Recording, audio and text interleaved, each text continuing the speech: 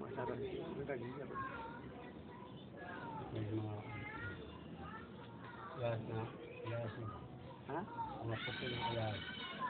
Hindi ba yun? Putol na alam. Ibibigay mo. Pwede. Doon sa mga nag-aalahat. Yung alas niya. Nag-aalahat.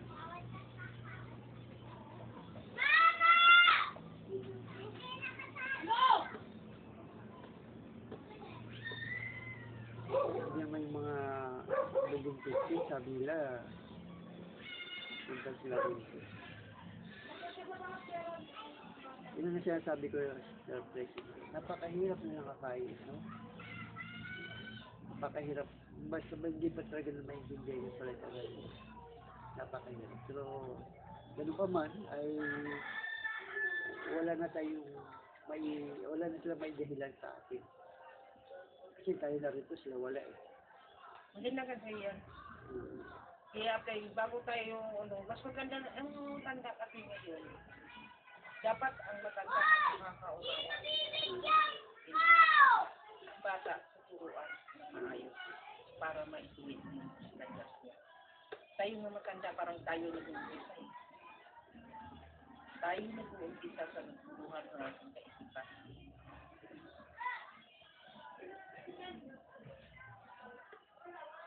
Ganda yung magkaano nito. Napahagi.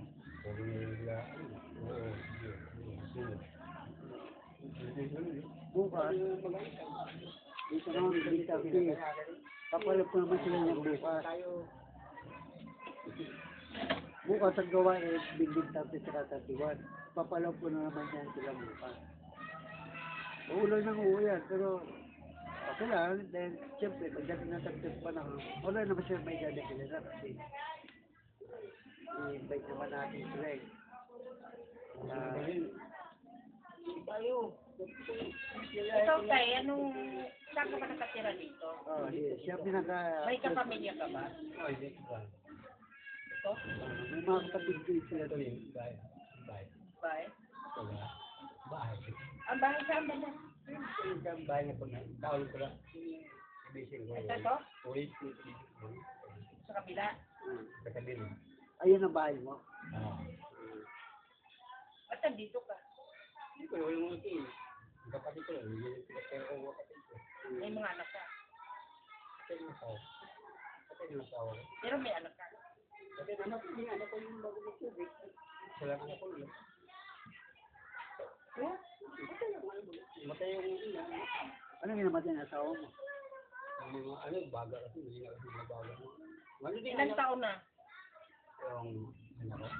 Hindi, ilang taon na yung asawa mo? O bata. 2006. Kaya nga, ilang taon pa siya? Sinigi. Bata pa. Yung anak ko nga, namatay niya. Iba-21. Bakit naman sa isang taon din? Tapos ko na pag-aral. Yes, surprise. Simulan na tayo, no? Habang mag-dito na pag-aral. Dati yung stop na tayo. No? Okay, magandang hapon sa ating lahat. Siguro tayo ito'y masisimulan na sa ating pong gawain. Habang hinihintay natin yung English 15 at saka 16 kapag dito yung kanilang Bible study sa araw na ito at bukas yung building 30 and 31. Habang hintayin natin sila, tayo siguro ay magsisimula na sa ating pong gawain. No? Hindi tayo makisapay noon. Audit pa natin, Father David, how we love you. Father in heaven, how we love you. We lift your name in all the earth. Your kingdom, your kingdom is established in your presence. As your people declare you mighty war. Lord God Almighty.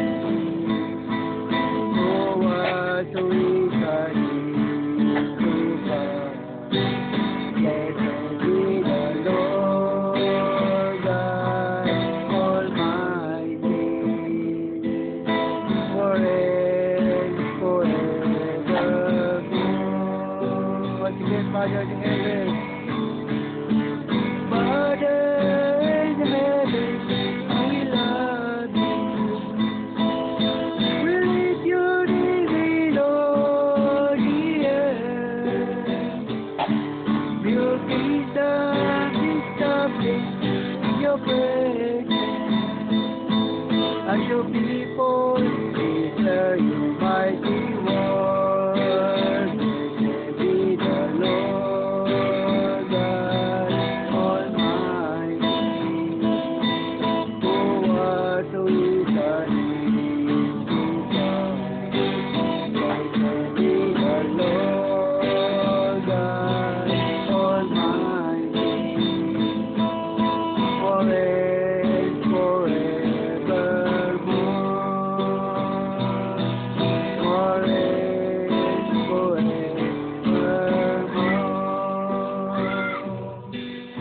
Tayo manalangin. Panginoon, sa hapong ito, Diyos, kami po ay muling narito upang patuloy na purihin ka. Sambahin ka, ugad sa Espiritu at sa katotohanan sa mga bagay na hindi namin nakikita at naiinip po, Diyos. Sa mga ospital, dalangin namin, Panginoon, ang building 15 at building 16, O Diyos, na sila'y amin pinaloob kanina, ugad. At sila'y nangako, Panginoon, na sila'y darating para patuloy na makinig ng iyong mga salita at maging kabahagi sa Hallelujah, Lord, ng iyong mabuting balita, Panginoon. Kaya dalangin namin, samahan niyo po kami at patuloy na bigyan ng kagalakan at kapayapaan ng aming mga puso, Panginoon. At patuloy mo kaming gamitin na maging silaw at atin ng maging daluyan ng iyong mga pagpapalang spiritual, Panginoon. Hallelujah, Lord. Kaya sa hapong tugan, patuloy ka namin pupurihin at dadakilain sa pamamagitan ng mga papuring awit na aming aawitin, Panginoon, sa mga oras po nito, O Diyos. Hallelujah, Lord. Kaya dakila ka, O God. Hallelujah. We thank you so much, Lord. Hallelujah. Ulitin po natin in moment like this.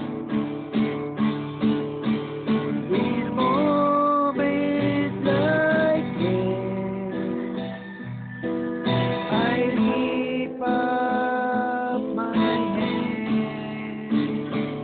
I lift up my hands to the Lord. Moments like this. In moments like this,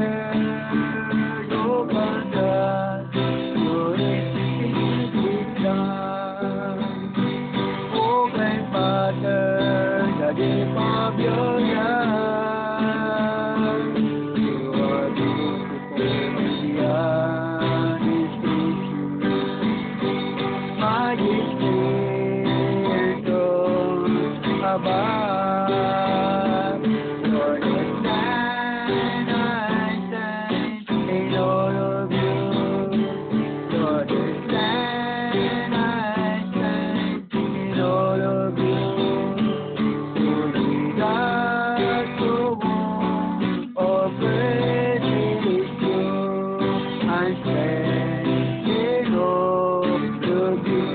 You're beautiful, you are beautiful, beyond description. Nobody lost for words. Wonderful for God creation. Like nothing ever seen or heard of wonder. Your infinite wisdom. Oh, grandfather, the name of your love. You're beautiful beyond description. Magnificent, unreachable. You're the land I stand in all of you. You're the land I stand in all of you. Only that you want or precious good. I stand in all of you. I stand in all of you.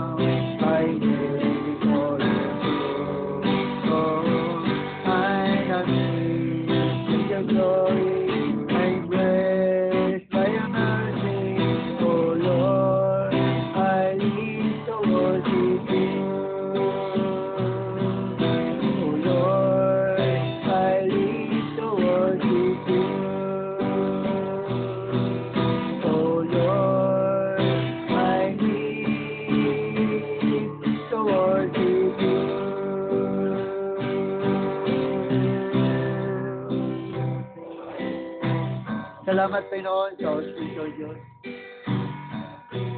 Dalangin namin, Panginoon, na tanggapin niyo po ang aming mga papuri, ang mga awitin nito, Diyos, ay patuloy na inaalay namin sa iyo, Panginoon, bilang pagsamba namin sa iyo, Panginoon, sa lugar nito, Lord. Salamat sa lahat na narito, Diyos. Lord, ano naman, Panginoon, ang dahilan, ang building 15, ang building 16, Panginoon, kung bakit hindi sila nakarating, O Diyos. Dalahin ko, God, na patuloy niyo po silang paumanhin, Panginoon, at tatawarin mo naman, Panginoon, ang kanilang mga pagkukulang, O Diyos. Lord, ikaw, Panginoon, nakakalam na ng mga puso, isipan, O Diyos. Hallelujah, Lord. Patuloy niyo po unawain, Panginoon, ang kanilang kalagayan, O God. Na hindi pa naman tapos ang panahon, O Diyos. Marami pa naman ang pagkakataon upang sila'y magkaroon ng time at panahon para papurihan ka at paglingkuran kanila, Panginoon. Magandang yung lingkod at lahat ng narito, sa Pilipinas, Panginoon, sa Janely at aming kapatid na narito, Panginoon. So, patuloy po na nagpala din sa kanila, Panginoon. na sila'y nakasama namin sa pagpupuri at pagsamba namin sa iyo, Panginoon. Kaya purihin ka, O God, sa mga ospit, O God. Samahan niyo kami sa konting oras sa mga ospit, O Diyos, pangalan ni Jesus. Okay, may konting minuto pa po tayo. 1 minute, no? Puntaan at salamat. Tunay nga na ang isang oras lang po tayo. Nawa ay patuloy na pagpalain, Panginoon, ang mga tao sa Building 15 at Building 16 na sila po ay aking pinaloob kaninang umaga, no? At ang sabi nila ay oo, atin po sila. Pero sabi ko sa kanila, kailangan mga 2 o'clock nandito na kayo kasi 2 o'clock kailangan makapag-start tayo at matatapos tayo ng 3 o'clock, no? Kasi kami man ay makailangan aganin na kasi may mga gawain naman kayo na dapat nyo rin gawin. Kaya paano, mayroon kayong time at panahon para mapagdikura natin at mapasalamatan natin ang Panginoon. So, okay naman po sa kanila. Pero, sorry to tell you, ay siguro ay wala na siguro time. Dumating man sila ngayon, siguro next time na lang siguro kasi wala nang oras, no? Kaya salamat at bigyan natin na napapapurihan natin ng Diyos. At bukas muli ang ating gawain ay grupo ng Building 16 ay Building 30 at saka 31, no? So itong lugar na ito at saka doon sa kabila. Yan po, dito rin gaganapin bukas yung kanilang Bible study. So kaya yan. Kaya nagpapasalamat tayo sa Panginoon dahil bagamat hindi sila dumating, pero napagpala pa rin kayo ng Diyos. Hindi po ba? Kasi ang kaligtasan naman natin ay individual.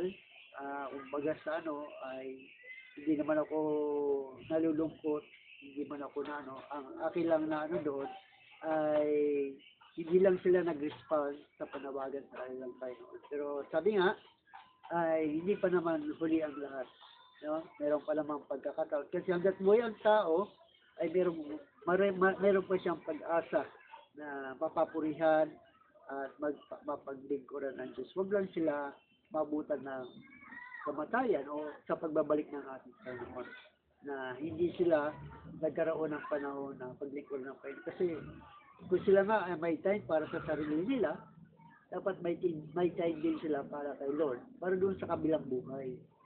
Kasi yung pagdadalo natin sa gawain ng Diyos, yan ay para ma-secure at magkaroon tayo ng pagkakataon na makasama ang Diyos doon sa ipinangako niya sa atin na tinatawag na buhay na walang hanggan. Yun ang dahilan kung bakit tayo umati sa Panginoon. Dahil ako'y naniniwala ko na may buhay na walang hanggan ako, kaya nagpapatuloy ako sa paglilingkod sa Diyos. Dahil kung paano ko pinagsisikapan ng sarili ko na mabigyan ng magandang buhay dito sa mundong nito, ay dapat pagsikapan din natin yung buhay spiritual natin doon sa kabilang buhay. Kasi yun ang totoong buhay natin eh. Dito sa mundo, pagsamantala lang tayo rito, hindi ito panghabang panahon. No? Tatagal lang tayo rito sa panahon itinakda sa atin ng Diyos, pero hindi natin alam kung kailan. No? Itinakda ng Diyos na alis tayo sa mundo ito sa iba't ibang kapamaraanan. Nandiyan yung maaari alis ka sa pamamagitan ng sakit, karamdaman, o kaya sa sakuna, no? Sa mga kumbaga sa aksidente, no? Yung pag-alis mo rito sa mundo ito. Pero ang tanong doon, nakapaghanda ka ba? Nabigyan mo ba ng panahon yung patutunguhan mo sa kabilang buhay? O kaya sabi nga ng Biblia, huwag yung kaligtaan ang pagdalo at pagtipon-tipon dahil ang ginagawa nila, bugos magpalakasan kayo sa isa't isa. No?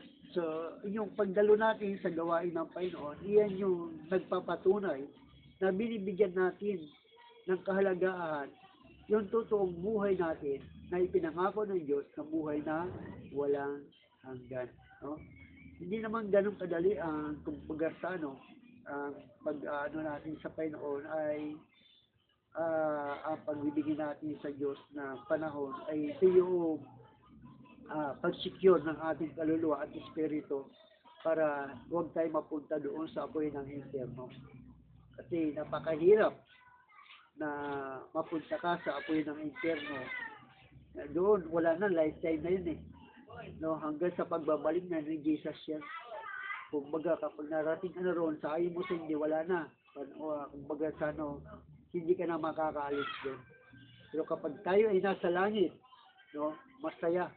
Kasi doon, wala nang hirap, hindi ka na makakaranas ng kapighatian, gutom, lahat nandun na, no?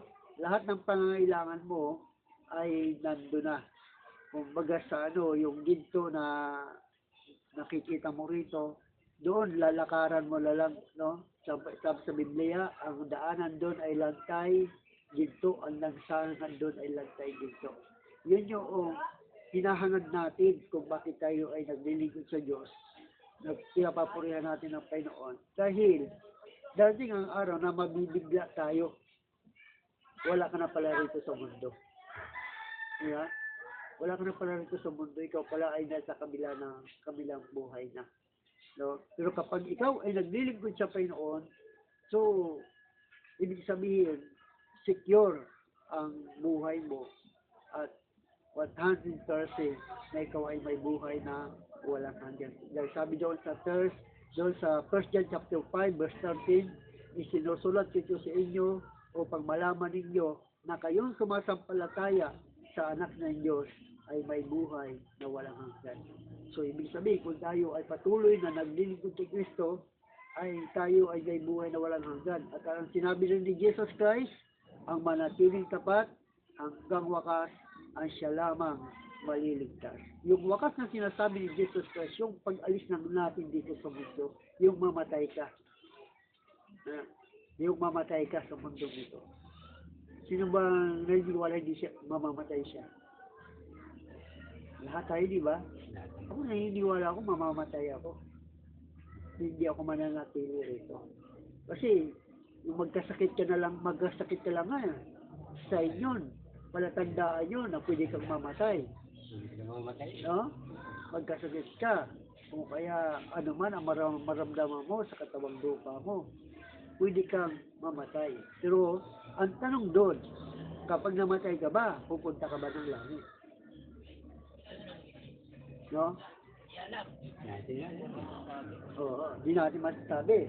Pero, kapag ikaw'y naglilingkod kay Kristo, sumasampalataya kay Kristo, dapat ka na naglilingkod sa Panginoon. Ang sabi sa Biblia, sa 1 John chapter 5, verse 13, isinusulat ito sa inyo upang malaman nyo na kayong sumasampalataya sa anak ng Diyos ay may buhay na walang hanggan.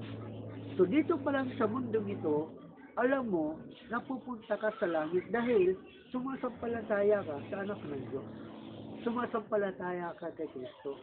Naglilingkod kay Kristo. Dahil sabi sa Biblia, ako ang daan at ang katotohanan at ang buhay.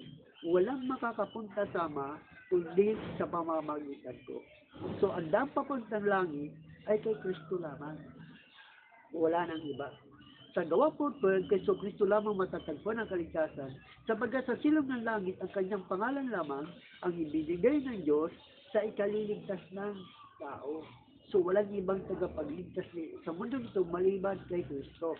Ang Kristo na sinasabi ko, hindi yung nakikita dyan hindi yung nahawakan, hindi yung binubuhat-buhat dyan at hindi ikot-ikot, hindi yan yung Kristo. Ang Kristo ang sinasabi ko, yung namatay sa laman at muling nabuhay sa Espiritu. Ibig sabihin, kaya sinabi ni Jesus Christ, mapalad ang naniniwala sa akin, bagamat hindi niya ako nakita. No? So, kaya mapalad ka, bagamat hindi mo nakita si Kristo, bagamat wala kang larawan, wala kang rebulto, nakamukha ni Kristo, pero naniniwala ka kay Kristo na siya namatay at muling nabuhay at namatay siya para sa iyong mga kasalanan.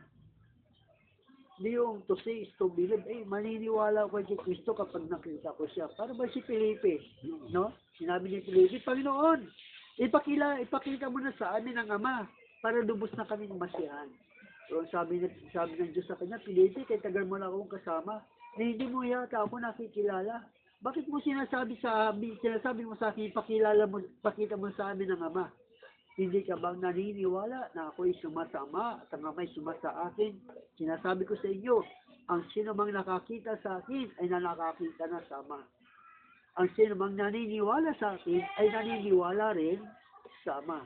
Why? Sapagkat ako ang Ama ay iisa. No? So doon ay pinakikita na kapag kilala mo si Kristo, kilala mo na rin ng Diyos. Pero kung hindi mo kilala si Kristo, hindi ka sumatampalataya kay Kristo, hindi ka rin naniniwala kay Kristo, hindi ka rin naniniwala sa Diyos. Bakit? Kasi yung Diyos na yon, si Kristo na yon, ay nagkatawang tao at nanirahan sa piling natin. At ang Diyos ay Isus na yan, yung Diyos na nagkatawang tao. Sabi sa John 1:1, sa pasimula, naroon na ang salita, at ang salita ay Diyos. At ang salita ay nagkatawang tao. No? At ang nagkatawang tao na yan ay walang iba, ay pinangalan ng Hesus Kristo. No? Na sinabi, Emmanuel. No? Emmanuel, nang ibig sabihin na Emmanuel ay kasama natin ang Diyos. Kaya nung magkatawang tao si Jesus Christ, naging kasama natin ang Diyos. Kaya kung sakasakali man na pumanaw tayo sa mundong ito, secure tayo na tayo ay may buhay na walang hanggan. Bakit? Kasi sumasampalataya tayo kay Kristo. Naglilingkod tayo kay Kristo, naniniwala tayo kay Kristo, bagamat hindi natin siya nakikita. Pero siya may sabi, 2 man o 3 na nagkakatipon sa aking pangalan, siya ay nasa ating kalagitnaan. Oh, kalagitnaan. So, ibig sabihin, siya ay nasa atin ngayon. Na kumbaga sa yung ating pinakikinggan ay hindi ko po yung salita, kundi salita lang Diyos na nanggagaling po sa Biblia. So, itinuturo sa atin na maniwala tayo kay Kristo, bagamat hindi natin siya nakita. Katulad ng hangin, siya nakakita ng hangin. Yeah? Nakita mo ba hangin dyan? Okay. Pero naniniwala kang may hangin. Yeah. Naniniwala kang may hangin. Ganun din ang Diyos. Bagamat hindi natin nakita ang Diyos, maniwala tayo may Diyos. At patunay yan na may Diyos, tingnan mo ang araw. Sino nakikita ng araw? Lahat tayo. Buwan, lahat tayo. Bituin, lahat tayo. Lahat na nakikita mo sa mundong ito, nilikha yan ng Diyos. Kaya, totoong may Diyos. No? Kaya, doon dyan pa lang, ay naniniwala tayo. Kaya, dito ay pinasikita na kung bakit tayo naglilingkod sa Panginoon, dahil may pangarap tayo na makamtan ang totoong buhay. Totoong buhay. Bakit ito ba totoong buhay? Kasi ang buhay natin dito sa mundong ito, pagsamantala lang ito. Hindi ito yung totoong na. Dati, ang mundong ito, yung totoong buhay natin. Ang problema, nung magkasala siya ng si Eva, nawala yun. Nawala yun. Kaya gustong ibalik ng Diyos yung totoong buhay natin. Kasi wala na rito sa mundo. Kasi ang mundong ito ay muling gugunawin ng Diyos, hindi sa pamamagitan ng kundi sa pamamagitan na ng apoy. No? Yung mga araw, buwan, at mga bituin, tutupukin. Sa huling panahon yan, huling panahon. Kaya nga gusto niya tayong maligtas. Gusto niya tayong masama doon sa paggunaw niya sa mundo. So, kaya ang gusto niya, kaya tayo na rito, kaya ako'y nagsusumikap na magpagamit sa Panginoon para yung tao ay huwag nilang danasin yung impyerno na inihanda ng Diyos sa mga taong hindi naniniwala sa Kanya. At ang langit naman ay inihanda niya para doon sa mga taong naniniwala sa Kanya. No? Yun ang inihanda ng Diyos sa mga taong naniniwala sa Kanya.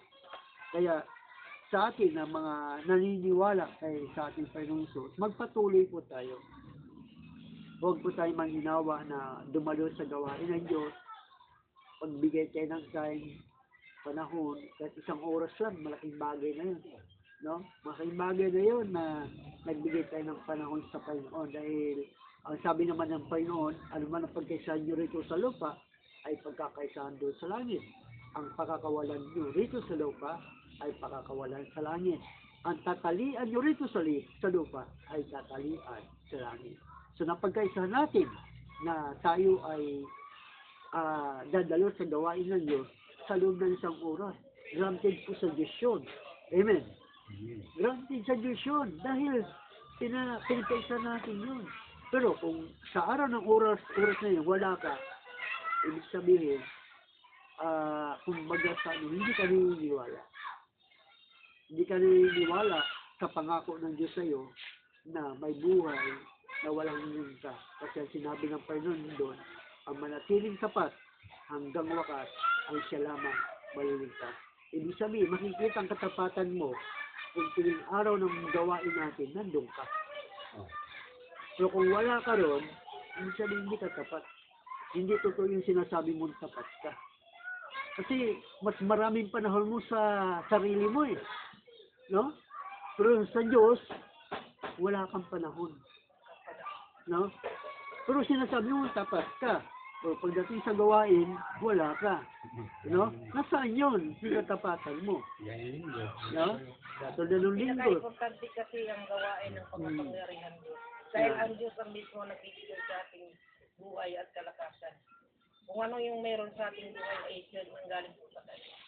Yung ibig sabihin ng makapangyarihan ay makarapat dapat po tayo magsisisi sa ating ginagawa sa ating sarili. Para maunawaan natin kung bakit tayo nagpasaan. Ang makapangyarihan, Jesu Kristo ay nagpasaan ng krus dahil sa ating mga kasalanan. Kaya nga tayo mapalad tayo mga mahirap eh. Nakakaintindi rin. Nakakaintindi kung ano yung meron tayo sa buhay. Meron din iba hindi nakaintindi dahil sa gaham sa pera. Baliwala nila ang mga pangyarihan Diyos. Pag may pera sila, anong ginawa nila? Nagbulay-bulay sila na makaisipan ng kaligayahan, kasayahan sa labas. Kasi dumating din pang magkakaroon ng pera, hindi man lang nilang pinapapasalamatan ang Panginoon Diyos na kung anong meron sa kamay nila, kung anong buhay nila. Kaya nga tayo nagkapasaan ng krus sa dami nating problema. Ay dapat din tayo magpapasaan ng krus kay Jesus Kristo. Dahil may kasalanan din tayo sa ginagawa natin sa ating buhay. Hindi ang ibang tao na nagpapahirap tayo kundi ang ating sarili. Eh, dapat din tayo maunawaan kung ano yung salita ng Panginoon Diyos na sa ating buhay. Kaya ang feeling natin wala tayong pakialaman sa Panginoon dahil hindi natin nakita. Ang tanong, ang ating pang-iisip ay nangungusap. Mayroon dalawang pangungusap ang ating sarili. Nagbulay-bulay, hindi maunawaan, hindi maintindihan. Bakit? Dahil sa kahirapan sa ating buhay. Dahil kulang tayo sa titiwala sa ating sarili. Kulang tayo sa pamaniwala ng kapangyarihan ng Diyos. Ang importante sa atin ay maunawaan natin yung buhay natin. Hindi natin alam pag walang Diyos ang buhay natin, anong mangyayari sa ating buhay?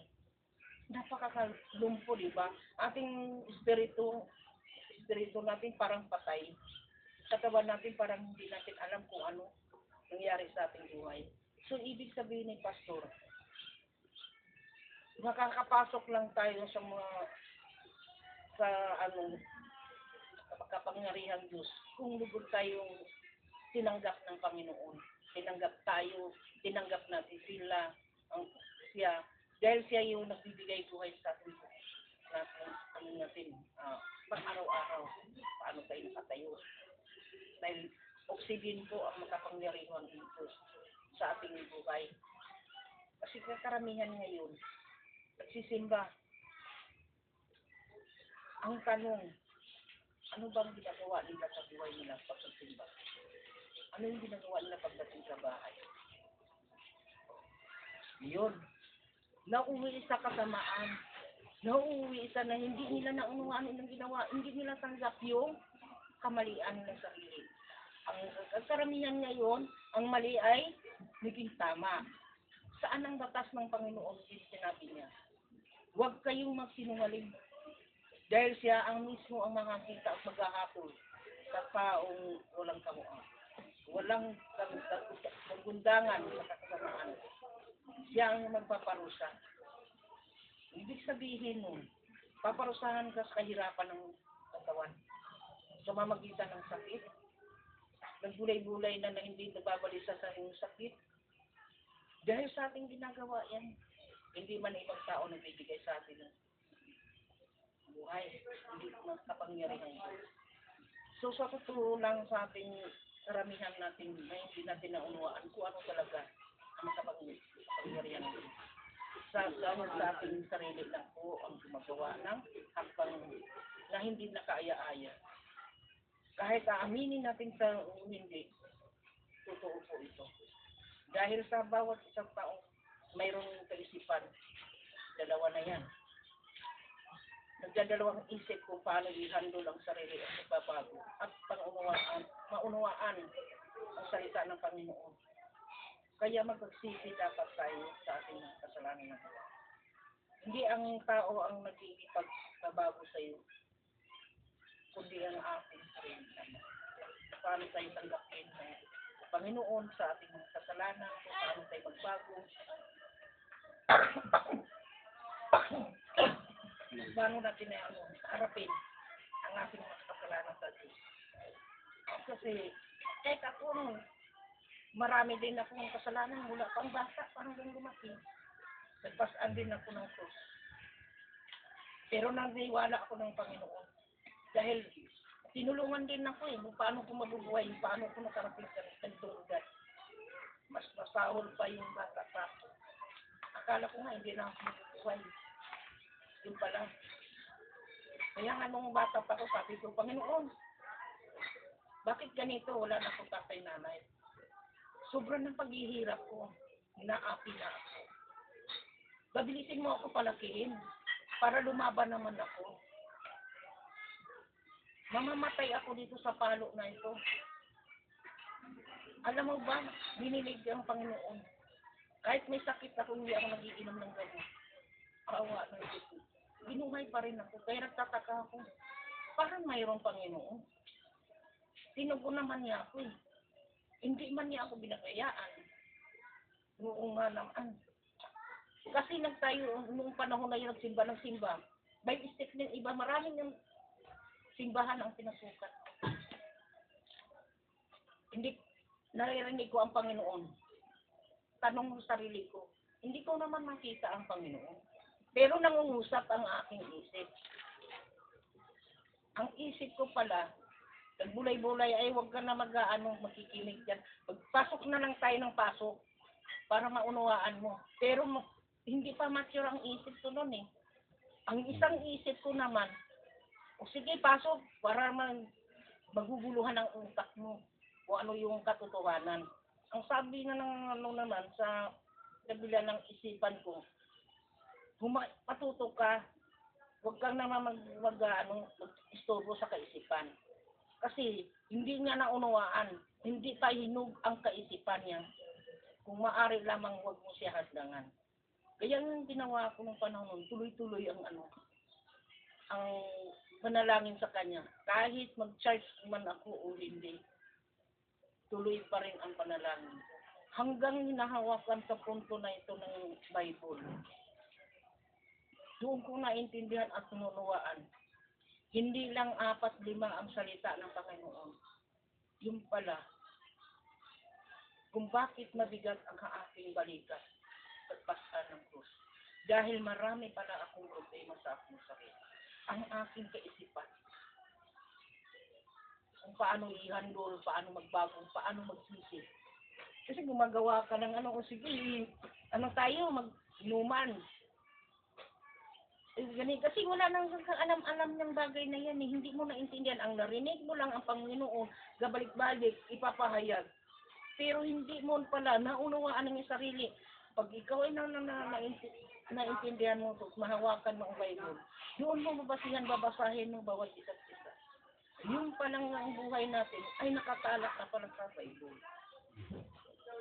Yun lang ang kaya yung tutusin naman ako, ang daran akong salubungan ang pangyarihan Diyos paghahapon. Dahil nakikinig na ako sa salita ng Panginoon. At handa rin ako magbabago ng aking puso at isipan para hindi makipagbabahagi. Kung paano yung maunawaan, paano natin mahalin ang Panginoon, kung paano natin magpapatawad sa kapwa, paano tayo mag-uminahon sa ating sarili. Doon ang ibig sabihin, natanggap mo na ang Panginoon Diyos sa buhay. Kasi marunong ka namang unawa eh. Dahil ang kalaban mo, hindi marunong nag-itindi kung tama o mali yung ginawa niya. Kung gumawa siya ng mali, kasi sa kanya, tama yung mali. So ikaw naman ay nasa tamang lugar ang kaisipan at binanggap mo ang Panginoon nang nag-unti-unti ng kumbaba na iyong sarili mo, ay hindi ko siya itindi. Hinalangin na lang kita. Dahil siya ay malayo na sa Diyos. Ating sarili ay marunong na tayo magkumbaba at magpapatawad sa kapwa at makikipag-usap ng maayos ng tao. Yun ang pinakamaganda po ang pagtanggap ng makapangyarihan Diyos. Magaan ang isip mo, magaan yung damdamin mo. Dahil ang ating sarili ay kung ay dapat ay karapat-dapat din tanggapin ang ating kamalian. Lahat po sa mundo walang matuwid na tao dito nagkagawa ng kasamaan. Kasi bumaba si Satan. Talagang nagugulo sa ating kaisipan eh. Gumagawa ka na nagkakapa ng kasamaan eh. Ayaw niya talagang lumihis ka ng sandaan ng landas, hindi natin alam. Mamatay pala tayo, nasa impyerno na pala tayo. Paano na? Kasi hindi sinanggap natin ang Panginoon eh. Hindi natin sinisisi, ang binaira lang yung pride ng isip natin eh. Ang ating yung isip ang kinakalaban natin, hindi pang tao. Totoo ba tayo? Hindi. Yan na lang po tayo. Magandang hapon. Ayan na. So, salamat sa Prissy. At salamat sa sana po sa bukas ay muli tayo may gawain, no? Ang grupo ng building 30 and 31, no? At salamat sa mga salita na ating napakinggan ay kapagpala po tayo. So, isip natin give thanks at mga ipagpatuloy sa ating pagpapanalangin. Hallelujah. Give thanks to the Lord.